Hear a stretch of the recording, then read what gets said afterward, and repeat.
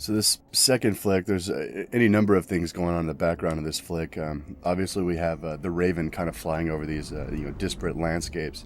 The Raven is actually Medivh, who is perhaps we're still jamming the story elements, but he has this cloak that is perhaps a night elf artifact that turns you into a Raven. So we're still kind of playing with that.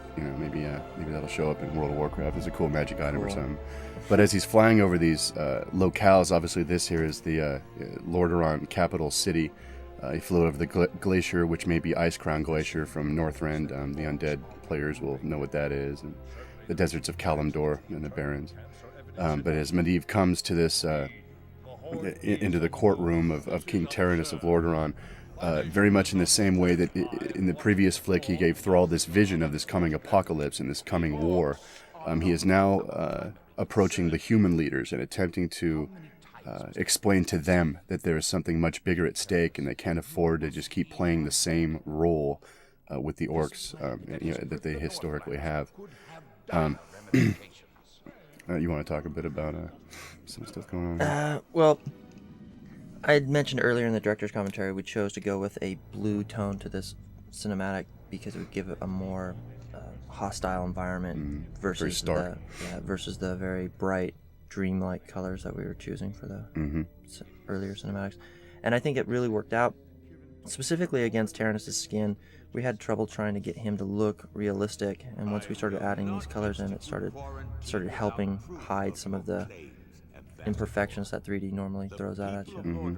I like the tones in the flick. I like that everything's kind of glossed out and very, very austere, very stark, and it kind of intones that we'll see that the King Tyrannus here and the other lords, their inability to kind of buy Medivh's warning and take the steps they need to take to ensure the survival of their people. It shows a certain rigidity and inability to kind of go with the flow, and the tones kind of help create that austere, very another thing we were doing inflexible tone with some of the colors and stuff. We were actually doing a version of the character that was blurred out behind them that would give them sort of a fuzzy, sort of dreamy kind of feel. And it was something that I actually established earlier on with some of the guys to kind of come up with this cinematic Warcraft feel. Because earlier on, I mean, obviously the technology and stuff that we had done in the past was years ago, so it was really important to sort of develop a style that would suit the game and also suit the cinematics. Some of the interesting stuff, I don't think we had figured it out totally, but it's an idea we had talked about a number of times, is that we're not entirely sure if Medivh here, as he appears to both the orcs and the humans, if he's even living.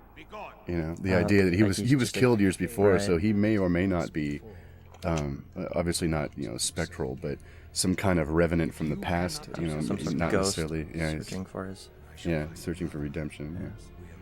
Salvation.